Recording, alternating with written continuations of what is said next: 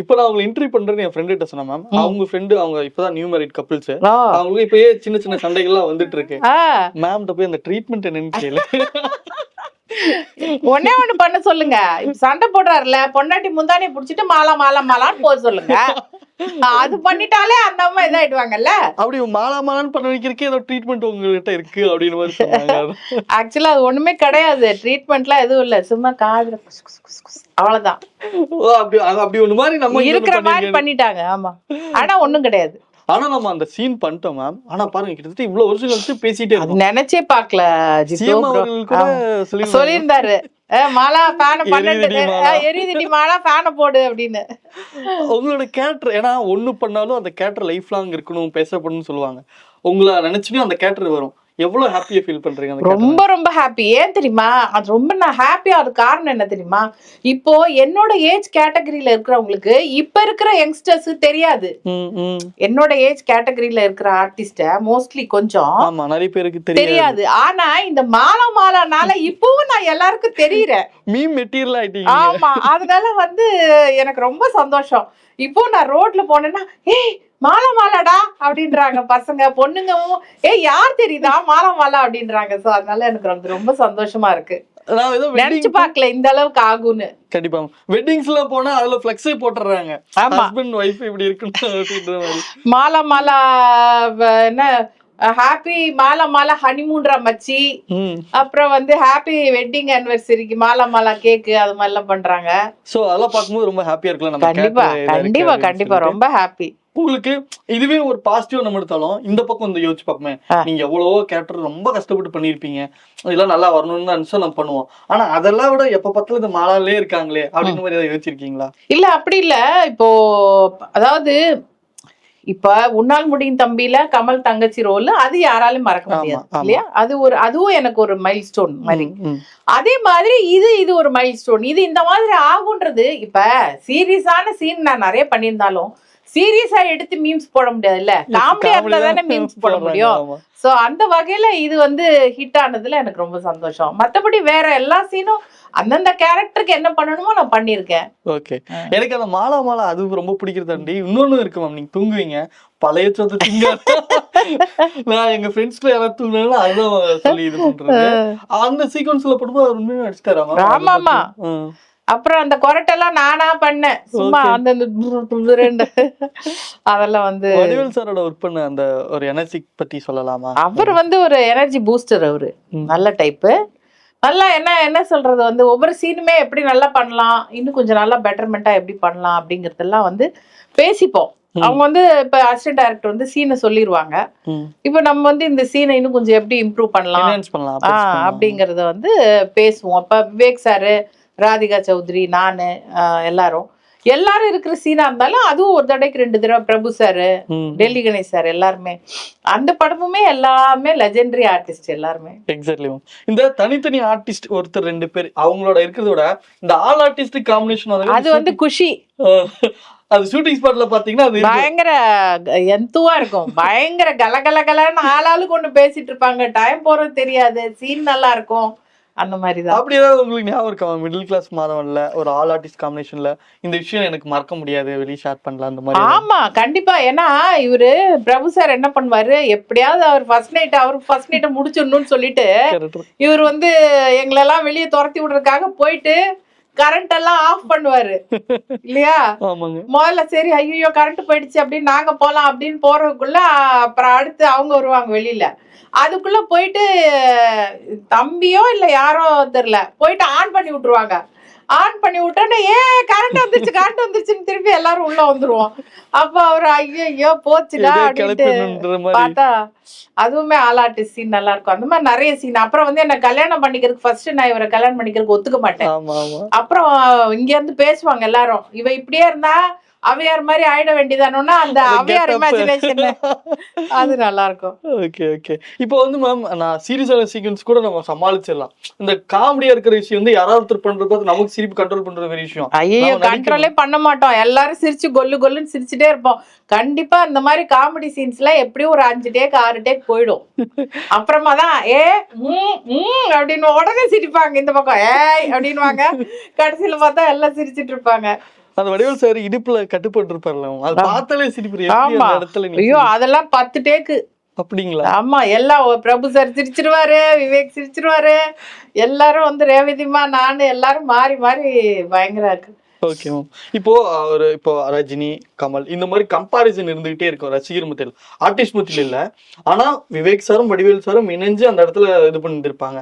அவங்க 2 பேருமே ஹியூமர் பண்ணும்போது அவங்களுக்கு இருக்க ஒற்றுமையா இந்த விஷயம் நல்லா இருக்குல்ல, எனர்ஜிக்கா இருக்கு அப்படின்ற மாதிரி ஏதாவது பாத்தீங்களாமா? அதாவது அவங்க 2 பேரோட வித்தியாசம் என்னன்னு பாத்தீங்கன்னா, இவர் வந்து செய்கையில, வடிவேல் சார் வந்து செய்கையில பாடி லாங்குவேஜ் அந்த மாதிரி பண்ணுவாரு. அவர் எப்படின்னா டயலாக்ல பண்ணுவாரு. விவேக் சார் வந்து டயலாக்ல எப்பயுமே விவேக் சார் வந்து அவரோட டயலாக்ஸ் காமெடியில எல்லாம் பாத்தீங்கன்னா ஏதாவது ஒரு கருத்து சொல்லுவாரு. அவரோட வே ஆஃப் பிரசன்டேஷன் அந்த மாதிரி. இவரோட வே ஆஃப் பிரசன்டேஷன் பாடி லாங்குவேஜ்லயே சிரிக்க வைப்பாரு. சோ ரெண்டு வகையான ரசிக்கக்கூடிய ஒரு விஷயங்கள். சூப்பர். இத்தனை வருஷத்துல இப்போ நீங்க சினிமால பாக்கும்போது இந்த மனிதர் ரொம்ப பியூரா இருந்தார்ல, இவரோட நினைவுகள் ரொம்ப நல்லா இருக்குல்ல அப்படின்னு யாராவது ஒருத்தர் சொல்ல முடியுமா மேம்? எனக்கு வந்து டைரக்டர் எல் ராஜா சார் ரொம்ப பிடிக்கும். ஓகே. சங்கர் குரு படம் எடுத்தாங்க இல்லையா, அவங்க வந்து அவரோட டைரக்ஷன்ல நான் படம் பண்ணல, ஆனா வந்து சீரியல் பண்ணேன். Okay okay. சீரியல் பண்ணேன், வாழ்க்கை, அப்புறம் வந்து நிறைய சீரியல் 7th சேனல்னு சொல்லிட்டு 7th சேனல் நாராயணன் சார்ன்னு சொல்லிட்டு இருந்தாங்க, கம்பெனி நேம் 7th சேனல். அவங்களோட இதுல நிறைய சீரியல் பண்ணேன். அந்த சீரியல்ஸ் எல்லாம் பாத்தீங்கன்னா எல் ராஜா சார் தான் டைரக்ட் பண்ணாரு. நான் வந்து என்னோட நடிப்பை கொஞ்சம் இன்னும் மெருகேத்துறதுக்கு அவர் ஒரு முக்கியமான காரணம். இந்த நேரத்துல இந்த ரியாக்ஷன் கொடுத்தா நல்லா இருக்குமா, இந்த இது இப்படி பண்ணி பாருங்க அப்படின்வாரு. அப்ப அதை நம்ம முயற்சி பண்ணும்போது உண்மையான அந்த ஒரு இது அப்பதான் கிடைக்கும், அந்த ரிசல்ட். சோ அது மூலமா நான் என்ன மெருகேத்திக்கிறதுக்கு எனக்கு அவர் வந்து ரொம்ப ஒரு இதா இருந்தார். ரொம்ப தன்மையான மனுஷன், கோபமே பட மாட்டாரு. ஏதாவதுன்னா பரவாயில்லம்மா இப்ப என்ன, அப்புறம் பாத்துக்கலாம், இது பண்ணினா போச்சு அப்படின்னு. அப்ப நமக்கு அப்பாடி அப்படின்னு இருக்கும். ஏன்னா முக்காவாசி டென்ஷன் ஆகி திட்டாங்கன்னா நமக்கு நம்மளோட இதுவும் இதாயிடும். சோ அவர் அந்த மாதிரி கிடையாது. எனக்கு எல் ராஜா சார் ரொம்ப பிடிக்கும். அதே மாதிரி வடிவேல் சார் பத்தி பேசும்போது பாசிட்டிவ் வந்தாலும் இன்னொரு பக்கம் என்ன சொல்லுவாங்கன்னா, அவரு மத்த ஆர்டிஸ்டுக்கு ஸ்பேஸ் கொடுக்க மாட்டாரு, அவரே தான் பெர்ஃபார்ம் பண்ணுவாரு, நிறைய டிஸ்டர்ப் பண்ணுவாரு, அந்த மாதிரியான பேர்லாம் சில பேர் சொல்லி இன்டர்வியூல பாத்திருக்கேன். நீங்க ஒர்க் பண்ணிருக்கீங்க அந்த மாதிரி இருக்கிறது? அந்த மாதிரி அவர் கிடையவே கிடையாது. ஏன்னா இப்ப நாங்க இவ்வளவு பேர் ஒர்க் பண்ணோம், யாரோட ஸ்பேஸுமே அவர் எடுத்துக்கல. எல்லாருக்குமே அவங்களோட சுதந்திரத்தை அவர் கொடுத்தாரு. சோ எனக்கு தெரிஞ்சு யார் அந்த மாதிரி அவங்க அனுபவப்பட்டாங்கன்றது எனக்கு தெரியல. பட் எங்களோட படத்துல அந்த மாதிரி எதுவுமே இல்லை. எல்லாருமே ஃப்ரீயா நடிச்சோம், நல்லா நடிச்சோம், எல்லாம் டயலாக் நீ இது சொல்றியா நம்ம இது சொல்றோமா அப்படின்னு எல்லாருமே ஷேர் பண்ணி தான் பண்ணோம். ரொம்ப நல்ல எக்ஸ்பீரியன்ஸ் தான். Super ma'am. அதே மாதிரி எனக்கு ரொம்ப பிடிச்சதுன்னு பூவே உனக்காக, அதுல இருக்கிற சீக்வன்ஸும் வந்து பார்க்க நல்லா இருக்கும். இப்போ அவர் வந்து பாத்தீங்கன்னா பூவே உனக்காக தான் விஜய் சார் வந்து எல்லாருக்கும் பட்டி தொட்டிலாம் ஃபேன்ஸ் வந்து அதிகப்படுத்துச்சுன்னு நான் நம்புறேன். இப்போ அவர் ஒரு பெரிய ஒரு இடத்துக்கு போயிட்டாரு. அவரோட வளர்ச்சியை ஒரு ஆர்டிஸ்டா இருந்து பார்க்கும்போது உங்களுக்கு எப்படி இருக்கும்? ரொம்ப சந்தோஷமா இருக்கு. ஏன்னா இப்போ நான் வந்து அரசியல் பத்தி பேசுறதுக்கு எனக்கு அவ்வளவு பெரிய எனக்கு தகுதி கிடையாது. பட் இருந்தா கூட நான் விஜய் சார் கூட நடிச்சிருக்கேன் அப்படிங்கறத பத்தி நான் அதை வச்சு சொல்றேன். இப்போ விஜய் சார் வந்து சின்ன வயசுல இருந்து ஒரு டைரக்டரோட மகனா இருந்து ஒரு படியா ஏறி ஏறி ஏறி ஏறி எவ்வளவோ அவரும் வந்து பேட் கமெண்ட்ஸ் எல்லாம் வாங்கி அதையெல்லாம் தாண்டி தான் வந்து அவரும் வந்து வளர்ந்து வந்திருக்காரு. இப்போ நம்ம அவரை வந்து அரசியல்ல வந்ததை எப்படி பாக்குறோம் அப்படின்னு சொன்னா, இப்ப சினிமா எம்ஜிஆர் சார் வந்து சினிமால இருந்து ஒரு முதலமைச்சரா இருந்து ஒரு நம்ம மக்கள் மத்தியில இன்னைக்கும் நீங்காத ஒரு இடம் பிடிச்சவர் அவர்.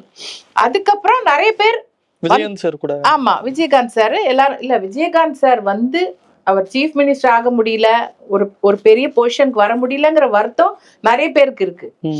இப்போ விஜய் சார் அந்த ஒரு கிட்டத்தட்ட அந்த ரேஞ்ச் நெருங்கிக்கிட்டு இருக்காரு. சோ அவரோட வளர்ச்சிங்கிறது பெரிய வளர்ச்சி, அது வந்து சாதாரணமான விஷயம் கிடையாது. தமிழ்நாட்டுக்கு வந்து அவர் அரசியலுக்கு வந்து நல்லது பண்ணாருன்னா அதோட சந்தோஷம் வேற என்ன இருக்க முடியும்? கண்டிப்பாமா.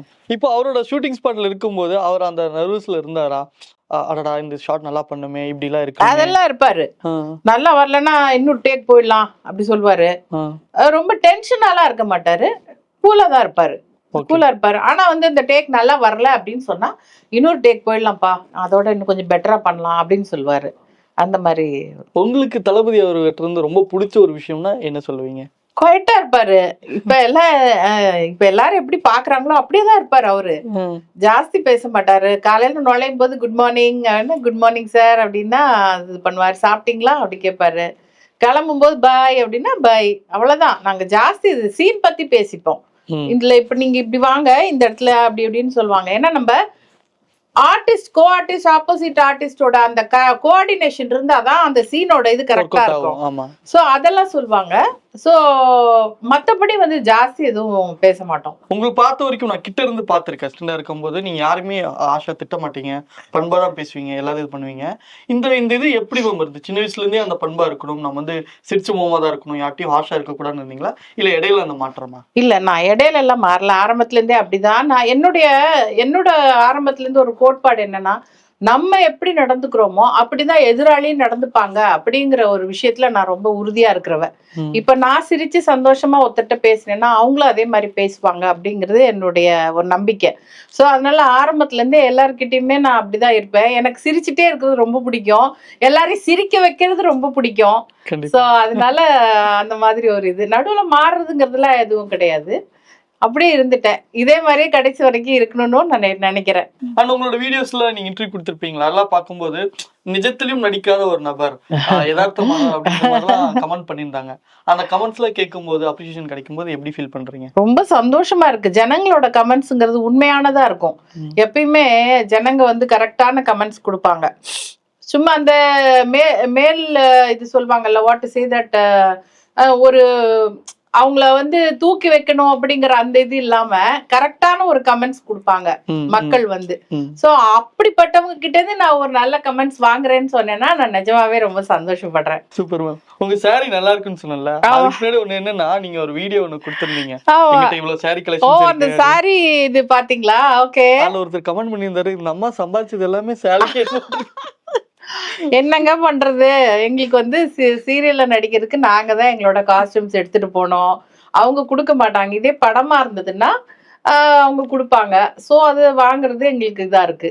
அதே மாதிரி 1988ல நீங்க உங்க கரியரை வந்து ஸ்டார்ட் பண்ணீங்க. இப்போ ஆல்மோஸ்ட் 37 இயர்ஸ் ஆயிடுச்சு இல்ல. ஒரு பெரிய நம்ம சொல்லலாம், ஒரு ஒரு ஒரு துறையில ஒரு 10 வருஷம் பயணிக்கிறதே ரொம்ப பெரிய சேலஞ்சிங்கான விஷயம். அது சினிமால அவ்வளவு காம்படிட்டிவ் வேர்ல்ட்ல 37 இயர்ஸ் கண்ண மூடி கண்ண திறக்கிறதுக்குள்ள எப்படி ஃபீல் பண்றீங்க? ரொம்ப சந்தோஷமா இருக்கு. ஆனா அந்த சந்தோஷத்துக்கு நடுவுல கடுமையான உழைப்பு, டெடிகேஷன் அதெல்லாம் இருந்ததுனால மட்டும்தான் இறைவன் இன்னமும் என்னை இங்க வச்சிருக்காரு. எப்பயுமே நான் அப்கமிங் ஆர்டிஸ்டுக்கும் சரி, உங்களுக்கும் சரி, எல்லாருக்குமே நான் சொல்ற விஷயம் என்னன்னா, இப்ப நீங்க வந்து சினிமா, ஒரு யூடியூப் இல்ல நடிக்கணும் அப்படின்னு நீங்க ஒரு பேஷனா ஒரு உயிரா நினைச்சு வரீங்க அப்படின்னு சொன்னீங்கன்னா அதுக்கு நீங்க என்ன பண்ணணும்னா, ஃபர்ஸ்ட் ஆஃப் ஆல் டெடிகேஷன் இருக்கணும். நமக்கு என்ன கேரக்டர் கிடைச்சாலும், ஒரு சின்ன கேரக்டரா இருந்தாலும் அதை நல்லா பண்ணணும்னு நினைக்கணும். நம்ம என்னடா இது போய் ஒரு சின்ன கேரக்டர், இது எப்படியோ ஒண்ணு பண்ணிட்டு போலாம் போ அப்படின்ற மாதிரி போகக்கூடாது. எதுவா இருந்தாலும் சின்ன விஷயமா இருந்தாலும் அதை ஒரு டெடிகேஷனோட பண்ணுங்க. அதுவே உங்களுக்கு ஒரு மேல தூக்கி விடுறதா வரும். எவ்வளவு கஷ்டம் இருந்தாலும் அதை வந்து நீங்க உங்களோட இதுக்காக நீங்க தாங்கிக்க போறீங்க. அந்த கஷ்டம் உங்களை நாளைக்கு தூக்கி விடும். இந்த மாதிரி விஷயங்கள் தானே தவிர நம்ம எடுத்தோடனே யாருமே பெரிய ஆளா வரவே முடியாது. நானும் எவ்வளவோ கஷ்டமான பாதைகளை கடந்துதான் வந்திருக்கேன். அப்போ எல்லாம் நான் என்ன நினைச்சுப்பேன், நம்ம பிடிச்சி வந்திருக்கோம், நம்ம வேலையை கரெக்டா செய்யணும். எனக்கு ஏதாவது ஒரு இக்கட்டான சூழ்நிலை வந்ததுன்னா நான் ஒரு நிமிஷம் யோசிப்பேன், இந்த சூழ்நிலையில இருந்து நம்ம எப்படி வரணும் அப்படின்னு, வெளியே வரணும், பிரச்சனை இல்லாம எப்படி வெளியே வரணும் அப்படின்னு யோசிச்சு நான் அதுக்கு தகுந்த மாதிரி நடந்துப்பேன். அப்பவுமே நான் சொல்வேன், சார் இல்ல சார் நான் இந்த கேரக்டர் பண்ணல சார், இந்த மாதிரி பண்ணல சார், இந்த சீன் இந்த மாதிரி நான் இது பண்ணதில்லை, அப்படிதான் பேசுவேனே தவிர சார் இதெல்லாம் என்னால பண்ண முடியாது அப்படி நான் பேசவே மாட்டேன். அப்ப என்னன்னா அவங்களுக்கே சரிப்பா இந்த அம்மா வந்து இப்படிதான் போல இருக்கு, சரி ஓகே மேடம் நம்ம இப்ப இதை மாத்திக்கலாம், இந்த மாதிரி பண்ணிக்கலாம் முன்னாடி சொல்றேன். இப்போ இல்ல, இப்ப வந்து எனக்கு தகுந்த கேரக்டர்ஸ் கொடுக்குறாங்க, அது மாதிரி நானும் பண்ணிட்டு வரேன். ஓகே. இப்போ நீங்க வந்து ப்ளே பண்ணும்போது நீங்க என்னைக்கு அட்ரஸ் கொடுத்தாலும் பண்ற அப்படின்ற ஒரு மைண்ட் செட்ல இருக்கக்கூடிய ஒரு ஆளு.